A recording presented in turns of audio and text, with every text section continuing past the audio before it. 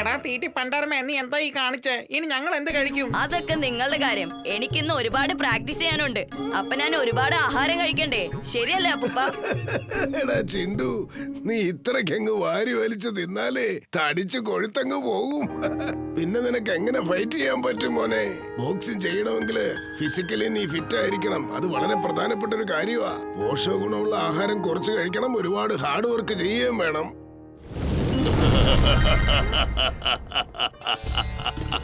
നാളെയല്ല, ഇന്ന്, ഇപ്പൊ തന്നെ. ഒന്നും നാളത്തേക്ക് വെക്കരുത്. എല്ലാം ഇന്ന് തന്നെ ചെയ്തു തീർക്കണം. ഇത് നമ്മുടെ ജിന്ന് ലോകത്തിന്റെ അഭിമാനത്തിന്റെ പ്രശ്നമാണ്. അപ്പൂപ്പ നിങ്ങള്... അതെ മോനെ, ഇപ്പോഴാ എനിക്ക് ആ കാര്യം മനസ്സിലായത്. എന്റെ ചിണ്ടു ഫൈറ്റ് ചെയ്യാൻ പോകുന്നു അറിഞ്ഞാ ഞാൻ ഓടി വന്നത്.